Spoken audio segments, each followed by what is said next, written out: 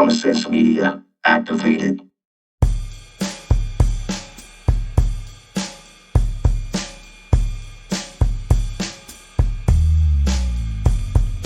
Live from the 210, it's the Wave of the Few Short Show, and we are your hosts, Mr. Trey M. Carr, and I am E. James.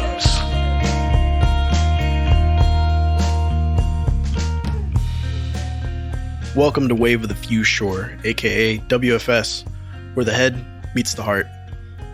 In this week's episode, we're going to discuss the San Antonio Spear incident, an update on Rick and Morty, and a quick little discussion on when enough is enough. We're going to go on a deep dive for that one.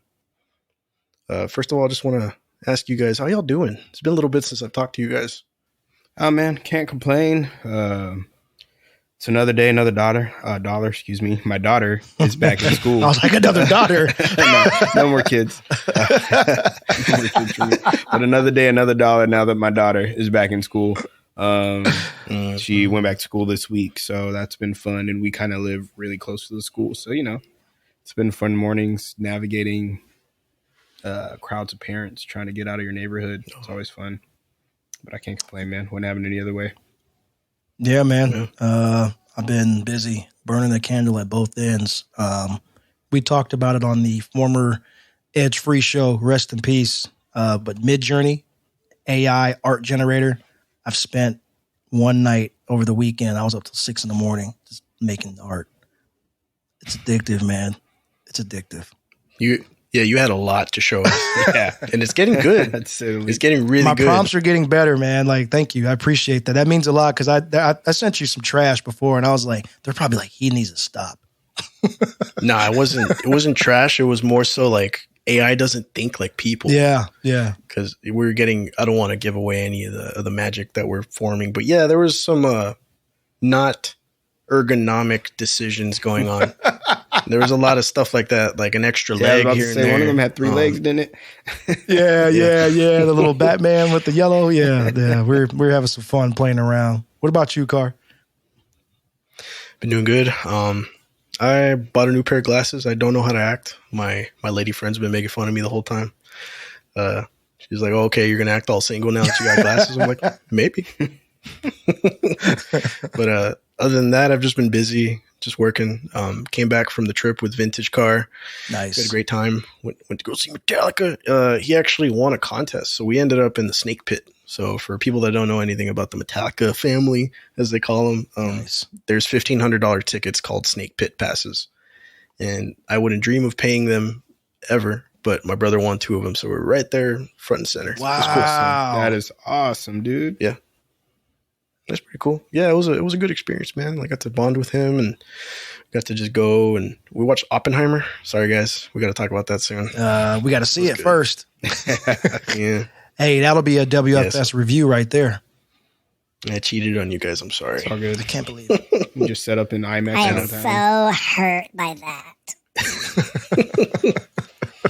Yeah, but it was a good time. I'm still kind of in that mode. Like I still hear crowds in my head and stuff, and it's a good place to be mentally while I'm just grinding out work. So it's been good. It's good to talk to you guys too. How bad were your ears ringing the next day? Oh, I had earplugs. You were smart. I'm old, man. Yeah, you're smart. I'm an older gentleman now. I have to not do that. I'm not gonna lie though. I took them out for like Pantera and stuff, so I wasn't not gonna do that. Like I was like, okay. I just took them out for like 50 minutes. Like, oh god, I just put it back in. Yeah. I don't know if I'd have the ability to swallow my pride on that one, dude, and go grab earplugs. I just might. I probably need them now, but yeah. I'd learn the hard way. No, I was feeling it, man. I kept ripping off the ear set. Like when I heard good sounds, I was like, I need to feel this. Like, yeah. I'm still guilty of that, but you guys are all ear guys too, so I'm pretty sure y'all can relate. Depending on the show, I typically am away from the speakers and back. Like when I saw Slow Dive, that was my oldest's first concert. Me, my wife, and our friend, we went to go see them in Austin, and the speakers were like, how that is at concerts, there are towers with those outdoor venues. Yeah. So I was like, okay, cool. Yeah. I'm gonna get in between both of these, but off to the side and kind of back. So we had way back. Yeah, we had like a good view of the stage still, we could see everything clearly, but like the sound wouldn't blast you when the kicks would come in or the big distortion parts, you know. So that's dope, man. I'm happy for you. Yeah, thanks. Yeah, that's the thing about concerts, though. I think front center is not the best for sound. If you want to listen, you go kind of hang out in the back because that's where the sound system's made. Mix and get to you. Yeah, that's where you have to let that happen. Yes, sir. Yeah, that's a cool story. Yeah, catching spears in the ears by the sound, huh? What happened to San Antonio when I was gone, dude? I leave for a few days. Well, according to now, this is a couple weeks old now, but we had to talk about it. According to Chavonne, whatever she wants Chavonia. to be. Siobhan, if you're nasty. Ooh, probably she probably just goes by Shay if you're nasty.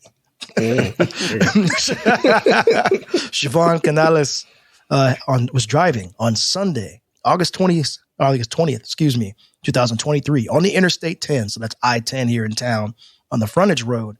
And she was over on the northeast side of town. So my side of town, which is kind of crazy now that I think about it, when a spear pierced her windshield and lodged in her steering wheel. Okay. So what in the Wakanda Forever is going on here? or Apache? Like what? What in the Apache? She has wasn't an Apache helicopter. The ancestors. Yeah, exactly. So apparently this lady was all over TikTok, right? And she took a video of the cop who was handling the damn spear with gloves. Come on, man. Like, how do you, as a forensic, I mean, I get it as his job, but as a forensics guy, like, how do you sit there and be like, all right, we're going to take pictures. There's a struggle. You can see the impact of the blunt force trauma of the windshield. Like, come on, man. It's a spear. He's going to dust it for Prince. I'm going to dust this spear for Prince. Don't worry. I'll bring it back. Yo, that forensics guy is probably like, or the evidence guy, whoever is like, dude, let me tell you about this time when he's 80. Let me tell you about this time back in 2023. So I'm going to do a spear through a windshield, and it was crazy. Nah. One thing I didn't see in the article, like it got lodged in the steering wheel, but did it like, you know, you see those action movies where they throw it and then you just, I can't move. What's going on? Like, was it like that? Or was it just like that's where it ended up and it was kind of lodged in there? Or was that like a precision throw to disrupt her driving? Like, just take her out one way. The guy had a plan. Like, yeah. I'm just imagining. Oh, man. I don't know why, but I just imagine when he threw it, you're like, in the distance, the guy's all,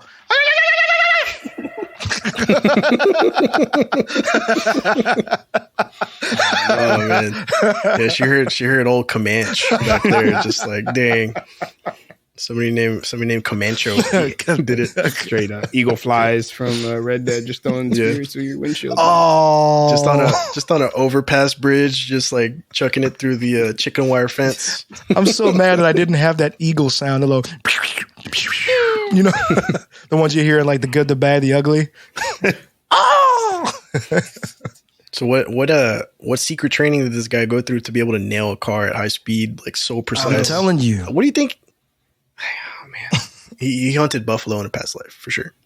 I need to know not just the motive behind this, but where did the spear come from? Like, did you manually craft it? Because in the picture, it looks very like he bought it somewhere. It doesn't look like, it's not two knives taped to the end of a broomstick. Like, yeah, like this is a full-fledged. Where?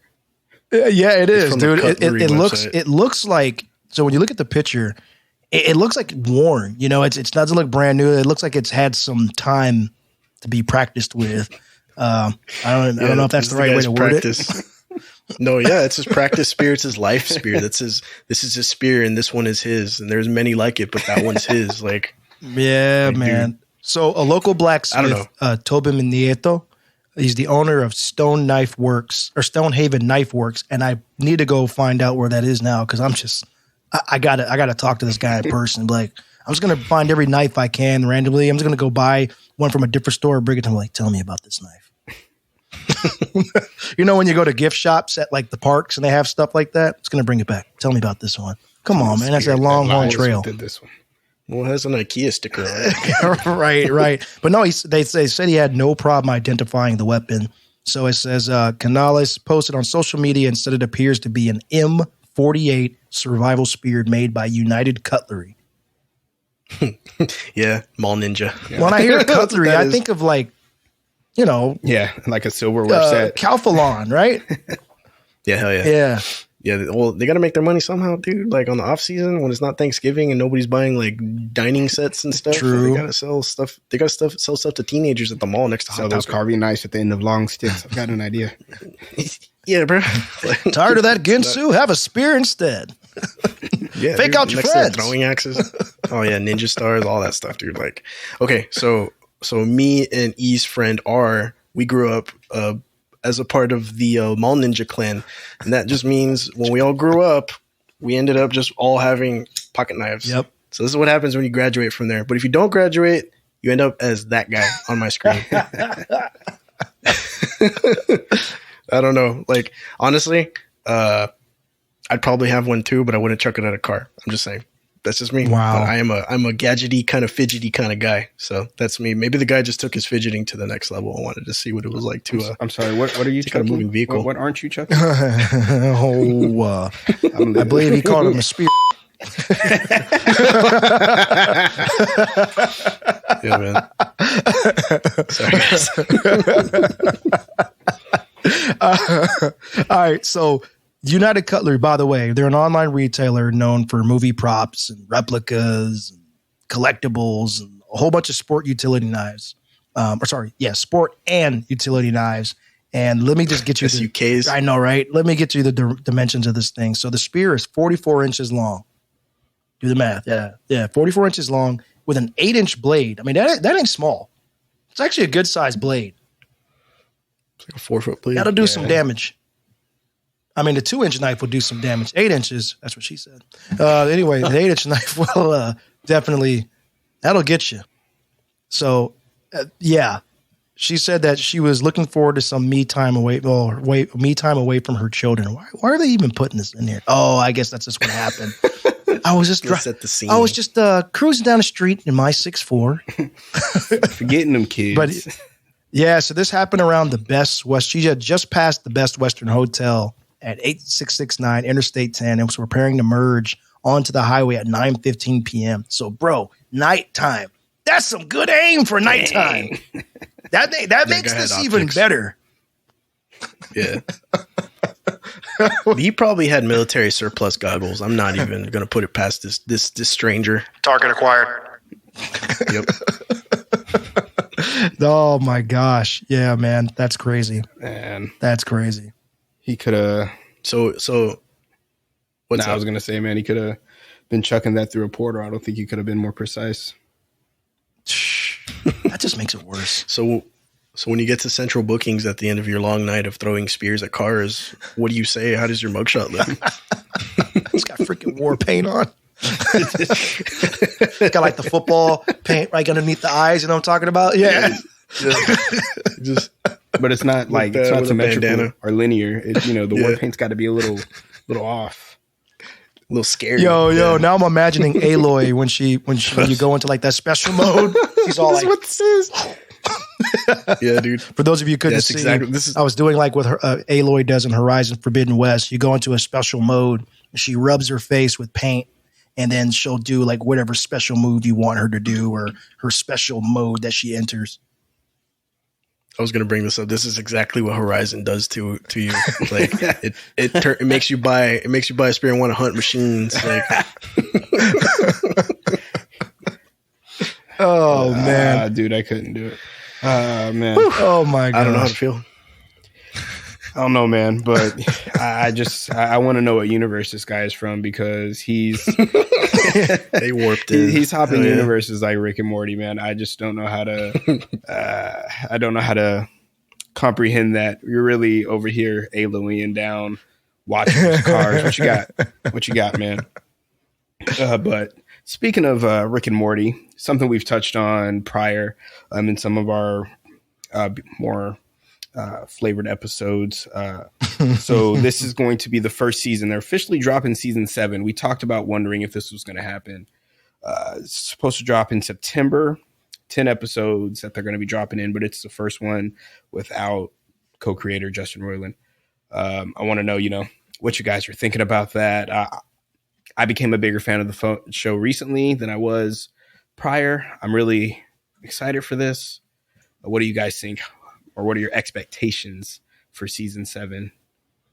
So I'm glad you said that. I was going to ask you about it because you said you started watching the show. So I was really curious to know like how your level of excitement is now that you've had time to play the game, right? And then also watch the show.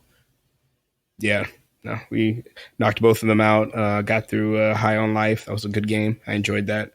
Enjoyed that a lot. And I have watched all the seasons of Rick and Morty up to this point. Thank you for Max. Give or take a few episodes, I might have fallen asleep on halfway through. But for the most part, man, I was very impressed. Adult animation, it was just funny, man. It was funny for me. I'm excited for this next season, but I'm curious, man. Like, what are you going to do? This dude voiced both characters, both of your main characters. Are you going to get new actors? Are you going to utilize AI? Like, what are you going to do to kind of bring that back in? Dang, I didn't think about that with the AI angle. It's kind of up in the air, right? Because this guy's brand of humor is just so stitched into the fabric of the show. Yeah, I've seen a few episodes here and there. I can't follow the storyline all the way. I couldn't tell you one season from the next, but from what I've seen, it was pretty funny. It was all consistently funny, like with the way Justin Roiland treats humor. Yeah, and how he presents it to an audience. I'm pretty sure that's strengthened by the team behind him, and they all still remain. So we still have that back end, that great rich history that they're all worked together with. So yeah, a voice actor that's either a facsimile of what was there or like a fourth wall break where they acknowledge it and just make it silly. Like, I don't really know. It would seem more on brand for the show just to touch on it and actually like because Rick and Morty have gone into other universes right at this point. Like, they've been dead in other ones. And yeah. It could just be there's a new Rick and Morty coming through the portal this time around. I like that. Yeah, dude, it could be some Spanish speaking Rick and Morty. That'd be kind of cool. I mean, his last name is Sanchez. Ricardo.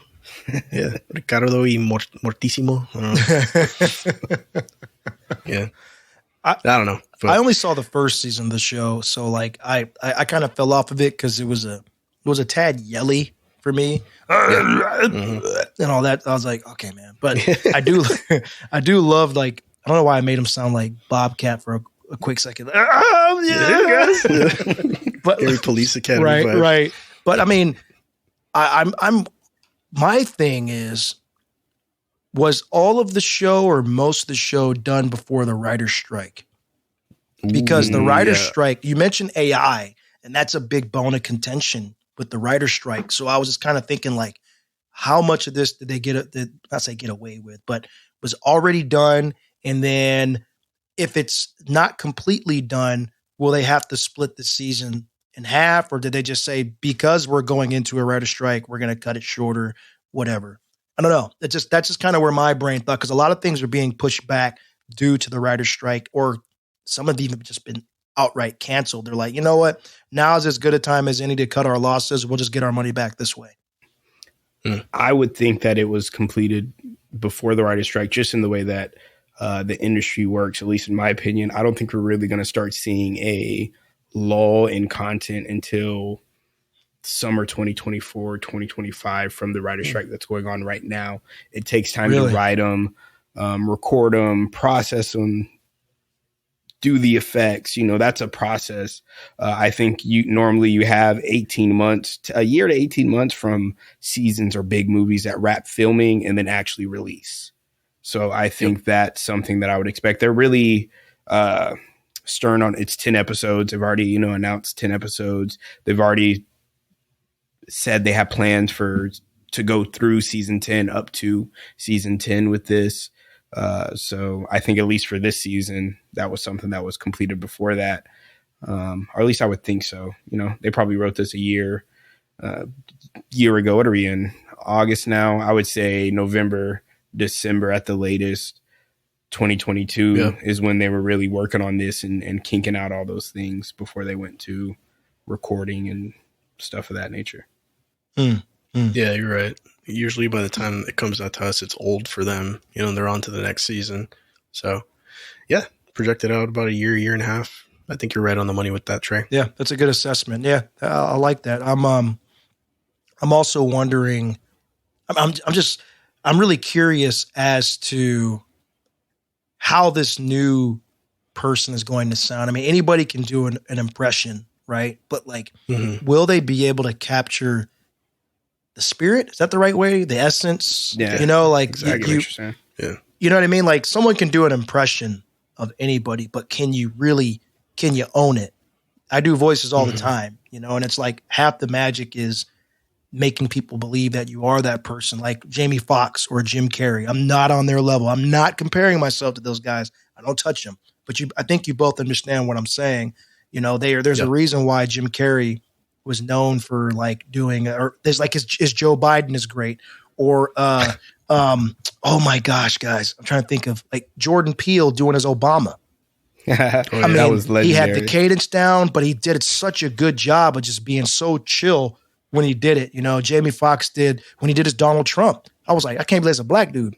Sounds just like him, you know? So, but, and that's the thing. He had you got to have that, that swag to go with it. So I may tune in just to see if I can spot the difference in the way it feels. Because that's kind of one of those things where it's like, I don't know if you guys do this, but when I know that an actor is not an American, like they're English, Scottish, whatever, and they're playing an American character, I try to listen for the little Europeanisms or the Englishisms. For a prime example, the guy that played Jax in Sons of Anarchy, Charlie Hunnam, he's the guy I want to play Green Arrow.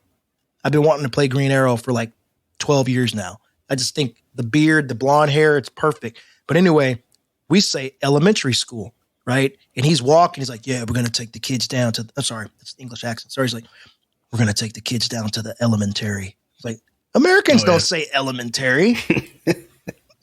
Even though he said it with American accent, it's like, no, you're still English. Missed something there. Yeah. Yep. I'm just kind of wondering if the person's going to really nail the voice, or if their own touch of their personality is really going to go into it without realizing it. Anyway. Yeah, it's a rare beast to get it just completely 100%. And even then, people are going to criticize for not being derivative, or for being derivative, I guess. They have a tough task. You're right, Carr. They have a tough task because there's going to be people sitting there just with their ears and their eyes just squinting and listening like, no, that's not what Justin would do. It's not the same. So quick thing on this. I don't know if you knew. I'm just going to touch on it real quick. There's a website somewhere that's an AI tool that just makes episodes of South Park now. Really? They call it like The Town or something. I saw a YouTube video, and it's like a dynamic world. They actually made the town. They grabbed like X amount of backgrounds, X amount of characters, and they created like a random character generator, and they copied all the voices. And apparently at any given time, all these little characters are positioned in any of those sets, and then you can create a prompt, and then they'll create an episode around it. But the only thing is not funny right now. Like it acts just like a South Park episode. Like I saw a YouTube preview where Cartman came up with an idea to make a streaming platform called Queepy. And that was like maybe the only funny thing ever. But yeah, the rest of the show is just kind of like dead on the humor. They just didn't get that little spark of, you know, twisted humor that Matt and Trey are good at. There's literally a South Park episode about a robot doing humor. So I think that's hilarious because it's not funny. It's not a funny robot. You can't get that human essence from a robot. Yeah. So I find that hilarious. That's crazy. Yeah, I gotta look into it more, because apparently you could just give it a prompt and you can create your own boring episode of South Park. It even starts with the sign. Yeah. But yeah, it's interesting. But yeah, that's maybe the way it's going to go, because it's so easy to feed a prompt and get something. But the human essence is what we look for. So how are we going to embrace our new Rick and Morty? This is a real question here. Our new Rick and Morty overlords, so to speak. Hey, so before we move into our deep dive, if you guys don't mind, we mentioned Aloy a couple times, and we mentioned the Rick and Morty game. Did y'all hear about the PlayStation price hikes? Yeah, 33%. Dude, $40 at every tier. Every tier. Man. I was That's just insane. getting into the 3-tier system, finding my niche, not, in the basic tier, not in the higher up tier, but right in the, medium. I get some games. The only thing I could think they can do to really justify this is to drop at least one, like, PlayStation exclusive game a year directly through the service. You're kind of hopping on an Xbox bandwagon, but $160, what is it? $160, $150 for the highest tier now. So I was going to read the prices, and I wanted to correct myself because I gave us misinformation. So it's 20, 35, and 40 are the different tiers in price, being the essential, which I had for how long is this new plan before this newest plan coming out? This has been around for 2 years, right? Roughly. Yeah, roughly 2 or 3. So I have been doing the lowest plan. I was like, $60 is fine. As of last week, literally last week, I updated because there were some games I wanted to play for free and try out. And I was like, okay, I can buy that. Then you go like $10 here, $10 there, 15, 20. It's like, okay, I might as well just buy the subscription, pay the extra money, right? So I upped my plan, which kicks off at the beginning of next month. Funny enough, I upped my plan to the $99 plan. Well, that is now $135. And then the highest tier plan, to what you were saying, Trey, is $160. That's ridiculous. That's absolutely ridiculous. Now, there's one way to think about it. If you plan on buying more than 2 games a year, then it kind of pays for itself, right? If they have the games on there that you want, or if there are 3 games that you play on the service, I guess at the highest tier, all right, then it pays for itself at $60 a pop, because that's $180, right? But yeah. I don't know, guys. Like that's a tough pill to swallow. And this is between us. I hope my daughters don't tune in and listen. But I was considering getting rid of our old PS4 and our old Xbox One X, trading it in for another PlayStation, because my oldest plays the Xbox more than I do now. I've actually been playing the PS5. You guys know me. I'm a big Xbox fan. But there's just not the games that are kind of built for it. You could play all the other games that are great, but the exclusives, Sony's killing them in exclusives, man. And it's more in that new DualSense Edge control or DualSense controller. I actually dig it. I still prefer the layout of the Xbox controller, but this actually feels sleeker in the hands for once than the Xbox controller. It's a fine controller. It is. Here's the thing too. Skip. Sorry. Yes. Sports reference. Sorry. Here's the thing, Skip. Anyway, so I don't know why they're doing this in the wake of Starfield. Starfield's going to hit hard on Xbox. Like this new Bethesda game has been like a decade in the making, dude. Like, why are they raising up these prices when everyone's just going to download Starfield?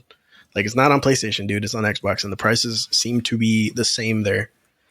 So I feel like there's going to be a little spike in Xbox usage this Labor Day weekend alone. The pre-orders are going to kick in. Everyone's going to freak out, dude. I want to play Space Fallout. Like, I'm downloading on the podcast computer for sure. Man, I want to play that game so bad that I'm playing No Man's Sky again because I just want something similar. That's a good point. It makes a little bit of sense with Spider-Man releasing, in October. But the only, again, for me, you have to give me, you want me to pay $160 a year? You got to give me Spider-Man, not the expensive tier, but you got to give me something. You got to drop 2 or 3 big name games a year and give me one of them, at least one of them, day one included in the service. No, I disagree. I got to give you 2. It's got to pay for itself. I mean, we're saying a similar thing. I'm not arguing with you, Trey. I'm just saying, like, to me, at $160 a month, because think about it. Let's put things in perspective. That is Amazon Prime. That went up to $120, or is it $140? I don't know what Amazon is now, but I've been paying too much. Exactly, that's way too much. You're paying Amazon, but with Amazon, you get groceries, you get clothes, you get anything and everything under the sun. The new Slow Dive album comes out tomorrow. That's going to be delivered to my house bright and early tomorrow. From Amazon. Yeah. I was trying not to buy it on Amazon, but it was just like, but I can get it tomorrow. I'm going to buy it on Amazon. Used to be when Target used to have the hookup, but nope, just Amazon. I used to love going to Target, man. $10 CDs, bro. Come on now. Yeah. And I ordered the vinyl elsewhere for like $27 because it's a different color. Because I'm an idiot. It's pretty cool. It is cool. I'm excited. But yeah, man, you pay Amazon, and Amazon gives you a lot more. And this is, and I'm not trying to be offensive because I am a gamer, but this is just games. This is just video games. Like, let's be real here. It's just video games. And you want how much? Go touch grass. Yes. Yes, I second that motion.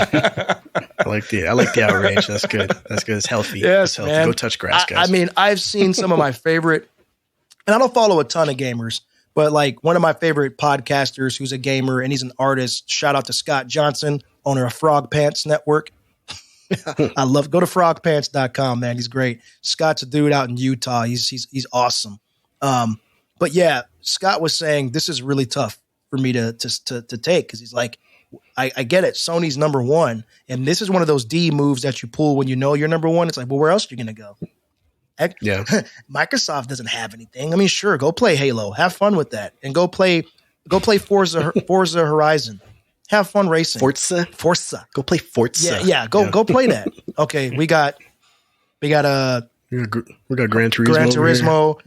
I was gonna say Halo, Aloy, Horizon, Ghost of Tsushima, The Last of Us, Uncharted. We got God Kratos. of War. Yeah, we got. Not to mention everybody's new favorite superhero this year, Spider-Man, coming through. Is Spider-Man? Spider-Man.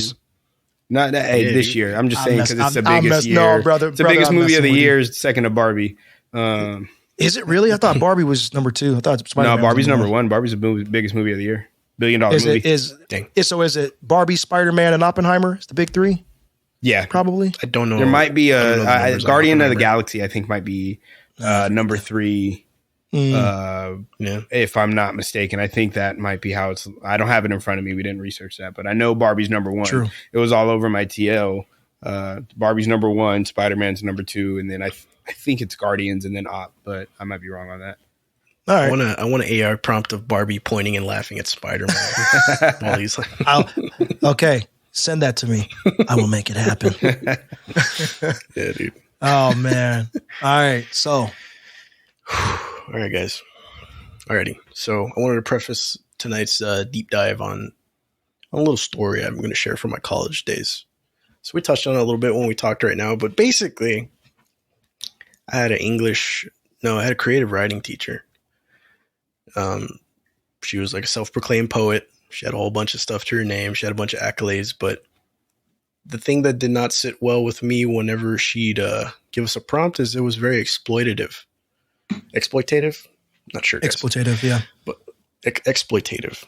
Yeah, but she would just really put out like a general prompt and go like, tell me a time when you were sad. And I had all these kids around me like really bare their souls out and tell way too personal stories on just really them breaking down, just having them just break down and feeding this teacher's like bad energy. And it was like a vortex of bad energy. And it was like everybody had something to kind of confess or admit or just give to us when we didn't really condone it or like consent to it, really. So anyways, it left a really bad taste in my mouth, but I've been thinking a lot about whenever people just kind of reach their limit, you know, and not like in Dragon Ball Z either. Like we're not going to go Super Saiyan here, but we are going to talk about key decisions in our lives. Like just, you know, like the pivoting moments that we all have. And I kind of wrote this down previously, but it seems like everything before it is a preface and everything afterwards is like a consequence of these kinds of moments. You know, you can make a decision in 10 seconds and it can affect the next 10 years of your life, which is funny how the way the world works, but it just simply is that way. And I'm not asking you guys tonight to tell me anything too personal. I'm not asking you guys to bear your souls out, but I do want to kind of touch on how we've all kind of reached our limits at one point or another and how we've dealt with it. And now as we've grown older, if we've considered these things and would have approached things differently, and it doesn't have to be negative. It could be positive too. Just game-changing stuff in your life, you know, like being a father, getting a certain job, just winning the lotto, like stuff like that. Please, just anything. Yeah, please. Yeah, I'm still waiting for that one. I know, right? I think we got our hands open for that one. Yeah. But yeah, that's what I've been thinking about a lot sincerely this week, because I've been reading the book that Mr. E has given me about Stoicism. It's the Daily Stoic. It's been really, really helping me out. Every day I read something and I get this gem of information, and it pertains to my life in ways that I abstractly kind of apply later. You know, and they don't always fit for the theme of the day, but later on they will, or before, maybe I touch on something and I think about it and I go, man, this is the way, you know? Yeah. Yeah. And there's a lot of things that have come in my life and left in my life too, that have gotten me to the place that I am now. And I wouldn't change a thing. I would say that, but now if I got a chance to do like a redo, there would be different paths taken. There'd be different decisions being made, not always good or bad. Like I'm saying, I'm being neutral here. But I want to shout out my lady. She has this really, really sweet way of helping me out when I'm in a rough patch, because sometimes I still dwell on failure, you know, where we came from like a year ago. Like I wasn't good. I wasn't good for me. I wasn't good for anybody. And I was just working and just going through the motions. I still find myself touching back on that. And I do it with pain in my heart. And she just tells me, like, be here now, like be in this moment. Like it happened for a reason and things are happening for a reason this way, you know? And it helps me take the veil off and realize that what I have here is a lot better than what I had then. And it will be better or worse if I make it so later, you know? And that's a real nice way I've been trying to think. I've been trying to just kind of live in this moment, because I am not defined by my failures. You guys have taught me that. And yeah, I just kind of wanted to see what y'all think about these things. Yeah. Man, first of all, that was awesome. Like that was awesome. Seriously. I mean, and I know you're saying that with a little bit of pain still, a bit of frustration, the self-reflection. But I say it's awesome because I don't think a year ago, even further back, you would have articulated yourself in this manner and be willing, especially on this platform, to do that. And I think that it's nice to hear that you have the confidence and you have the awareness of self, right? To say, okay, I'm not that person anymore. Well, you know, part of you's still there, but that person has evolved into where you are now. And that's the game of life. I tell my children as an example. So you're reading the Daily Stoic. I'm reading it as well. That's what you and I share.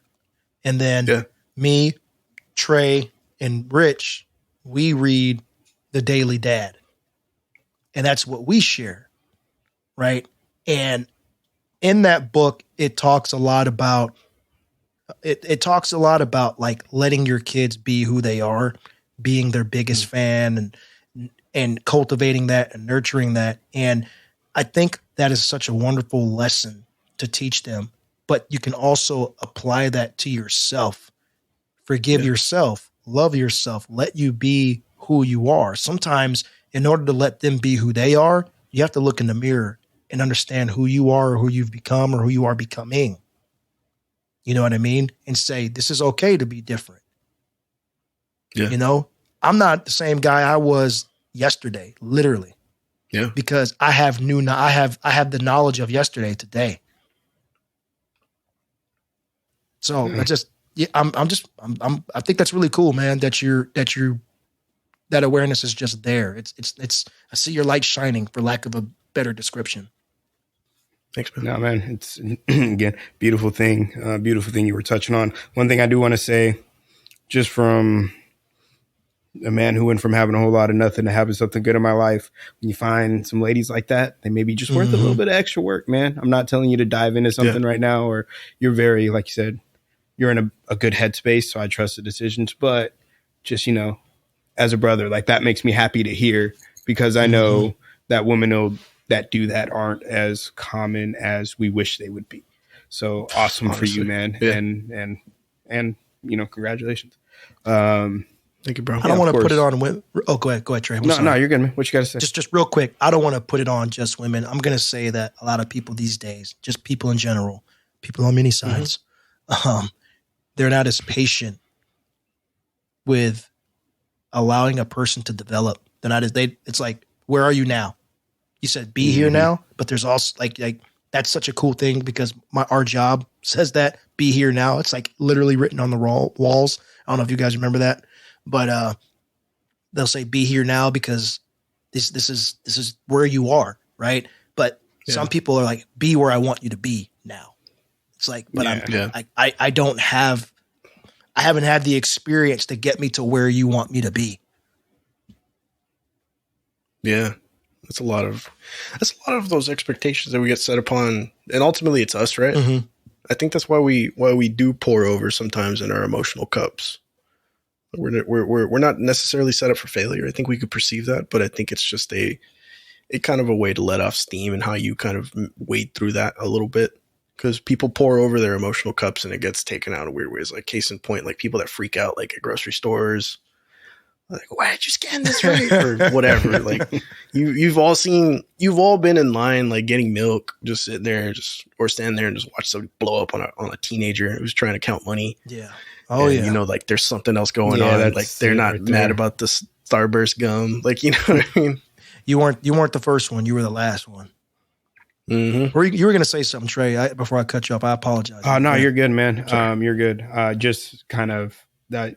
Following up on that, man, where you are in life, and as you find yourself navigating different situations, you have to learn how to deal with those things differently. And that's just part of, I don't want to say maturing, but becoming enlightened, I like to say. It's not you know, everybody gets older. Not everybody comes to a headspace where you see things, negative things, as ways to improve or ways to flip into positivity. And to be able to begin to do that, just for me, I love what you're saying, but for me, it's like, man, I feel that like in my soul, because I think I'm slowly kind of getting there. There's still a lot of negative things that I have to nip in the bud, but you know, I come to, you know, work, you go to work, you do what you got to do. Don't want to do it. Let's get it done. See what other opportunities may lie or come from this situation. And it's not easy. It's not easy. And sometimes when you can't do that, you end up in those grocery line situations where you're getting all these things and you don't know how to cope or put them in a container and process them one at a time. And then they just spill over on your HEB representative who was asking your kid if they want Buddy Bucks. You know, it's like, I mean, you feel like trash after that. I remember people do feel like trash like that, but that's part of hopefully the overall period of coming to who you are or who you want to be. Yeah. You know, you asked about breaking points. I don't know if we've really answered your question as individuals. Sorry for the noise there. Kick something. But we haven't really answered your question. And I had a breaking point probably during the pandemic. You know, in a previous role I was in, I had a leader, a manager, not a leader, a manager. The big difference between a leader and a manager. Trying to be very careful how I say these things. So, but I had a manager who I don't think that individual believed in me and didn't give me chances to really prove what I could do. And I just doubted myself personally a lot. When you guys were going through stuff, I was going through stuff too, but I always felt like grateful and gracious to be able to take care of my family and to be where I am. Cause it's like, well, you could have no job, but as I get older, I start looking at that and going, well, what does that mean?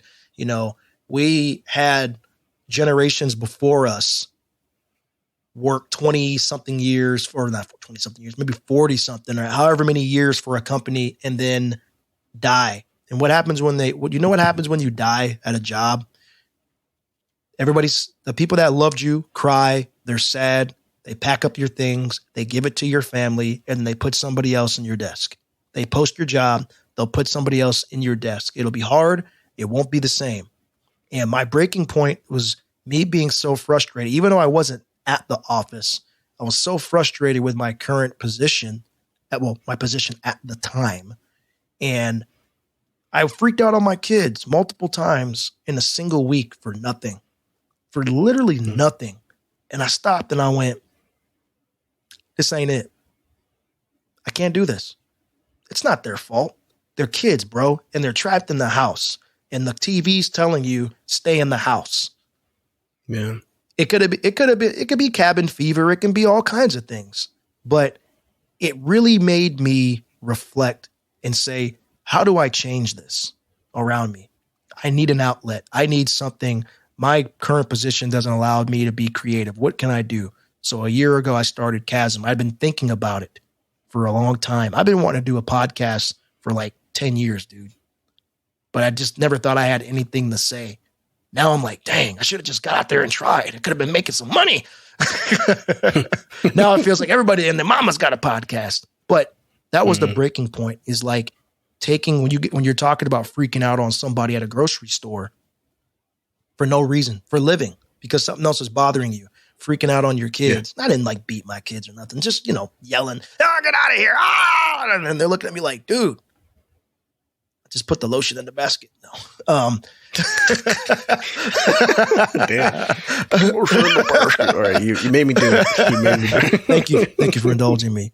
But yeah, man, just you got to recognize those signs within yourself and be able to say, yeah, you know what? Like you said, Carr, take a step back. Take a step back and go, no, I want to change this. I want to change this today. I can change this. I don't know exactly how, or you may know how. You may know exactly how to do it, but you got to have like the guts and the wherewithal to actually go through with it and do it, Yeah.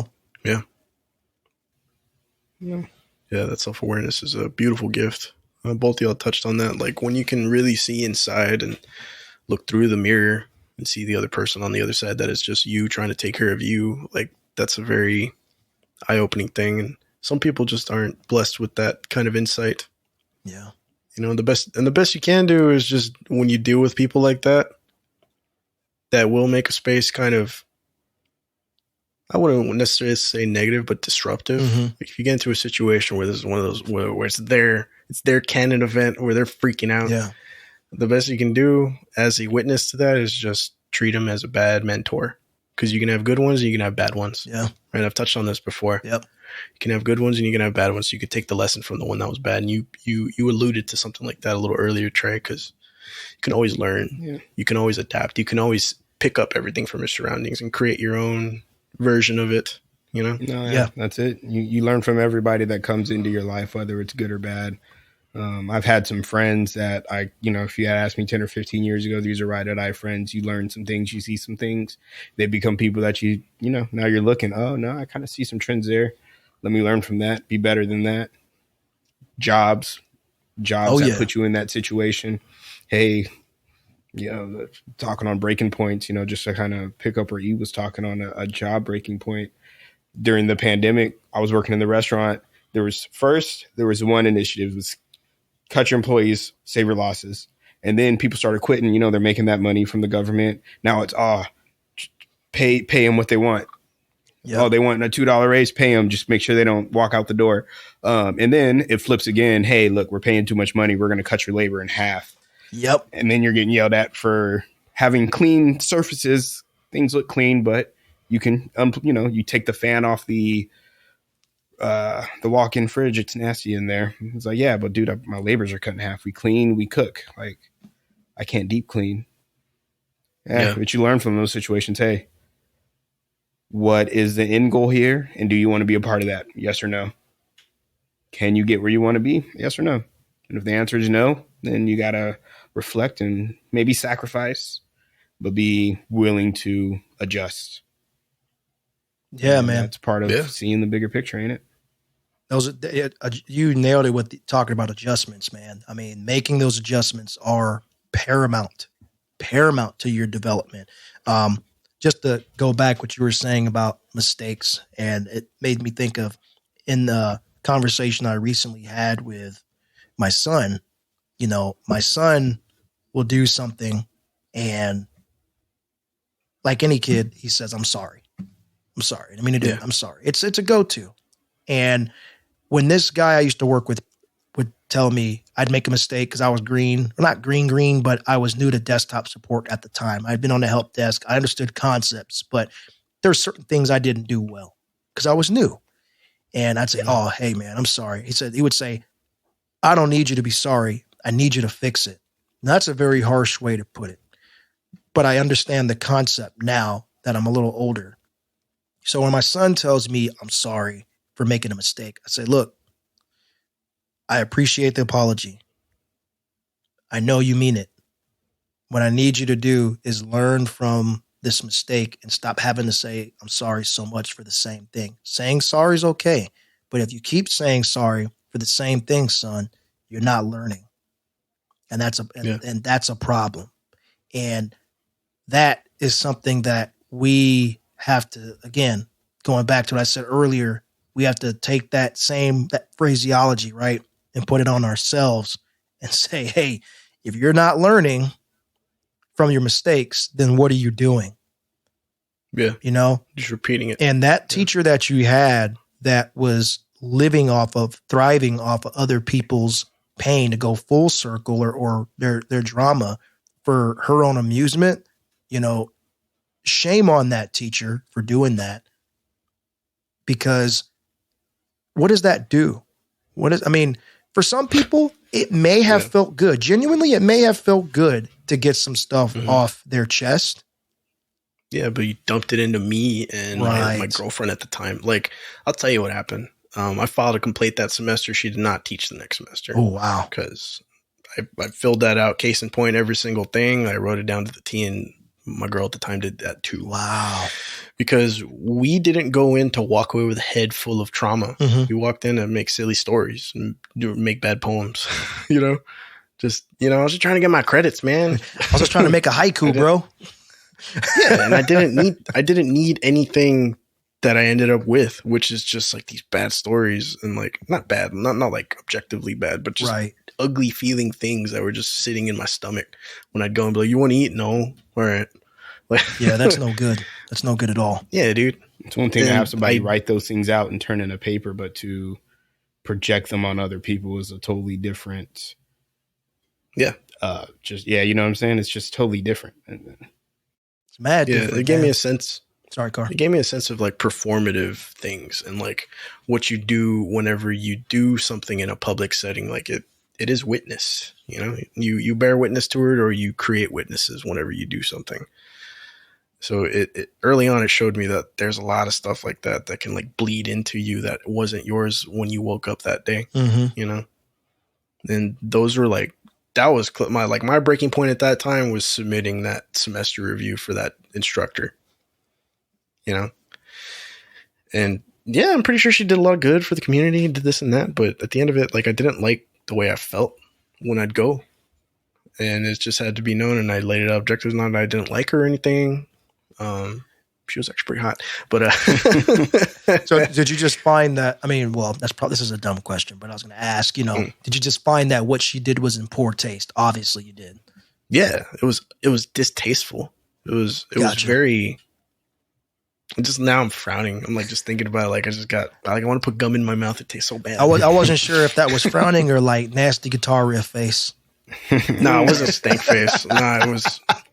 Stank face is better, but it was just distasteful and like truly like it made me like I was a young guy at that time. I was like maybe like 19, 20. I realized that not every adult's got it figured out. Right. You know? Yeah, bad teacher, good lesson, you know? And she liked my writing too. She wanted me to be a part of the writing club. I said nope. Not with you. Nope. Yeah, but I don't know. I've been thinking about that a lot. I'm not reaching a breaking point or anything, guys, so don't worry about it. But I think about the way things fly at me now these days. Because you get older, your stuff just flies at you way faster than it ever did when you were a kid. When you have different important things that you got to touch on and this and that, like I'm a little bit more equipped to handle certain things and other things I'm not. I'm not gonna lie. But now that there's like a better engine driving the whole thing, it's pretty good. And you're right, Trey. I'm in a better headspace, and I'm not ashamed to admit that because a year ago, almost to this day, like different guy, different circumstances, different glasses. Introducing everybody, Dr. Hugo Strange. Dr. Hugo Strange. Hugo Strange. Yeah. I like that. Yeah. But the boy who lived. No, anyway. No, man, it was just a different thing. And I feel like I've lived lifetimes since less than 365 days ago, dude. We're coming up on a year doing this. And I find this as a pivotal thing. Like when we started this was another like enough. Well, not enough is enough, but this was a pivotal moment in my life to make me think about before and after it started, you know? Yeah, absolutely. So yeah, this is a thing in my timeline that I'm like, that's when we started WFS. Like it's like an anniversary of sorts in my head, like as we're approaching this thing. And it's a beautiful thing because I've seen you two guys like really get into the mic, talk about things that we're all passionate about. I've seen us all just grow like technically and emotionally, and we're all invested in each other's lives to a degree, you know, like we all have something that we can share, you know, it's a trinity, like it's a pretty cool one. It's a good working trio, but it's nice because I care about you guys and I know you guys care about each other and me and everything. And it's a good blessing to have. And it is nice when we do get into the abstract stuff. Yeah. Because it allows us to just have that, what the wave started with, you know? I agree, man. And that's the whole purpose of a recording. You know, we're sharing our stories, our laughter, whatever, right? But the purpose of a recording is a simple idea. It's a recording. It's a record in time. It's a record in time. And when we look back as older dudes and we're done with this one day, hopefully we can do it till like the very end. But you know, there's going to be one day where we're just like, we don't have the energy, but we can go back and we can listen to ourselves in 2022 and 2023 and be like, yo, wow, we were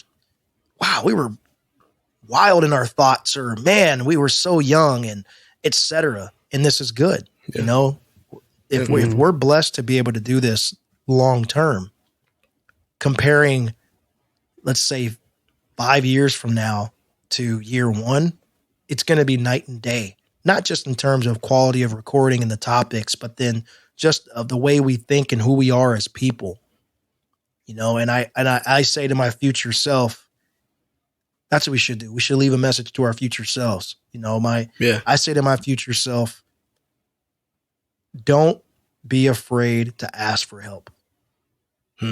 There's times where I ask for help and I don't need it. And there's times where I really need help and I don't. So know when to ask for help, know when to go at it alone. But like, if you need the help, be humble enough to say, you know what?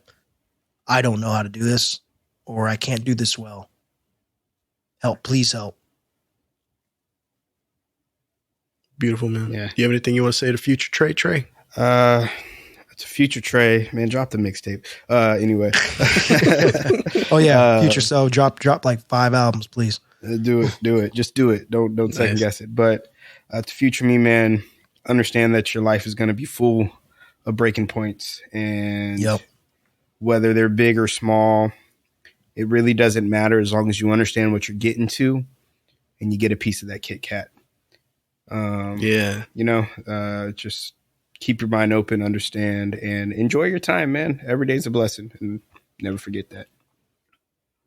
Beautiful, man. Beautiful. That's nice. So I want to send a message to Future Car. Did you get a truck yet? Besides that, I hope we can look back on this in time and have a little bit more hair then. But I just hope it's been a good ride for us, man. And I'm really proud of the man that we're growing to be and the people that we're surrounding ourselves with. And I know looking back 5 years ago was a different person. I want you to look back 5 years and say, this is where it started. I love it. Well this put. Is it, man. Is this the end of our, the end of the first, technically, huh? Not yet. We're almost there. Official thing is, we got one or two more. Well, one more episode. One more? I think it's one more. No, I think it's two. You're right. Are we the penultimate? Yeah. We dropped sometime in September with our first provider, and then things got wonky. But we'll figure that out. Wave of the Few Shore is a production of Common Sense Media. You can find us on the web at Common Sense Media, at Wave of the Few Shore on Instagram and Threads at WFS Show on X. Throw up the X. Twitter. You don't like social media? That's cool. You can find us at waveofthefewshore@gmail.com. Be on the lookout. We got something cooking on Patreon. It's finally happening. We're working behind the scenes. So stay tuned. Thank you for the love, the support, and to my future self. If that website's not done, quit, bro. With that, we'll say Au revoir.